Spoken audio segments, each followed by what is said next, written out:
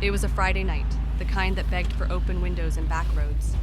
There were 4 of us in my old car, me at the wheel, Mark riding shotgun, Jenna behind me, Sam in the far corner with the crumpled fast food bag, music low, laughter high. Windows cracked to the warm air that smelled like hay and gasoline. The highway outside town stretched like a ribbon into the dark.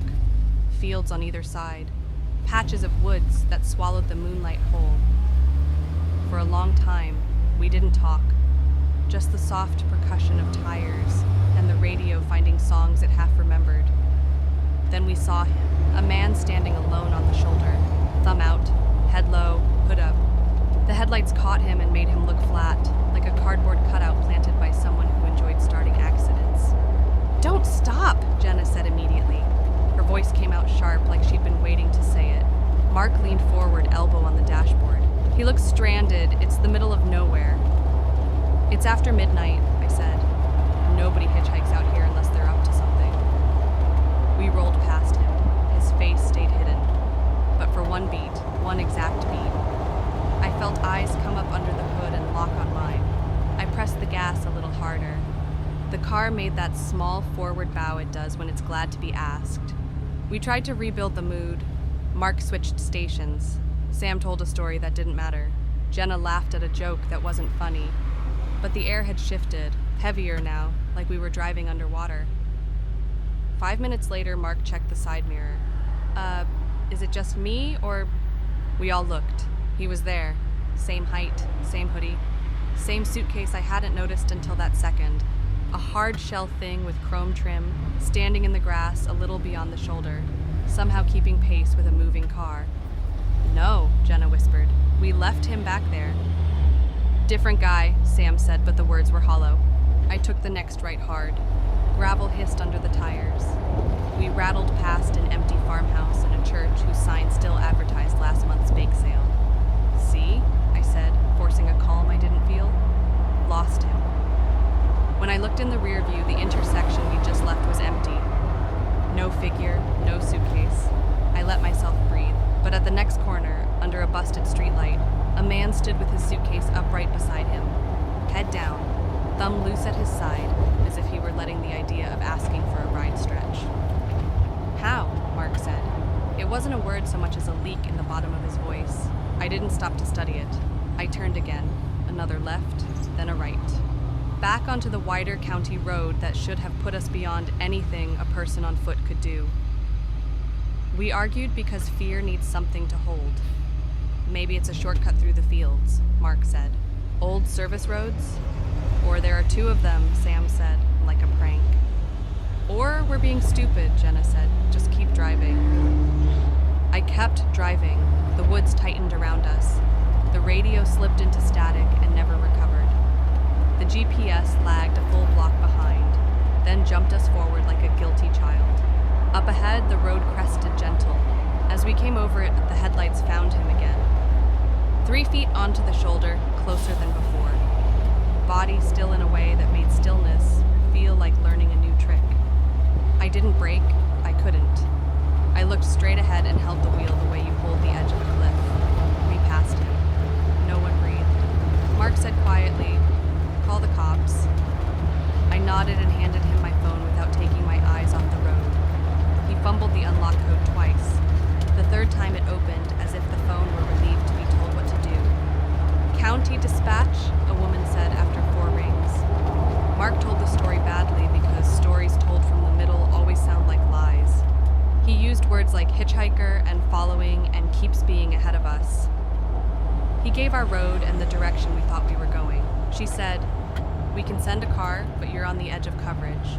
Might be a while. Stay in your vehicle. Do not engage. If he tries to enter the car, call 911. Mark thanked her like she'd offered to water our plants. He hung up. We didn't feel safer.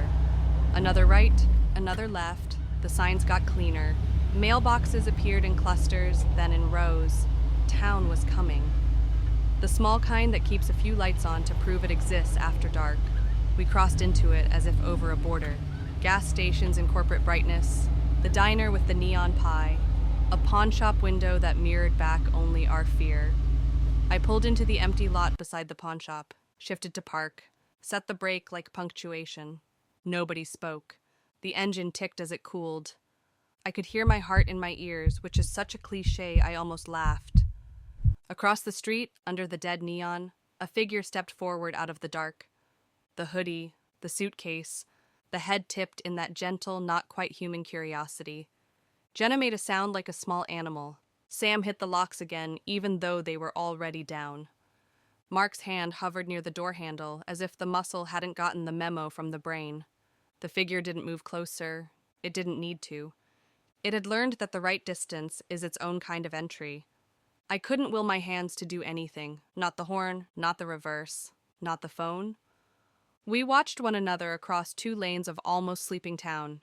After a long minute, or 5 or 10, the figure turned.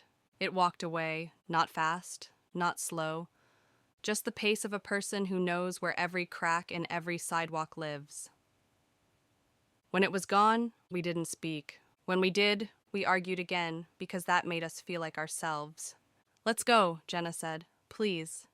"We should wait for the sheriff," Mark said. "He'll send a car here first." "To find what?" Sam asked. "Us being stupid in a parking lot?" I put the car in drive because making a decision is sometimes kinder than the right decision.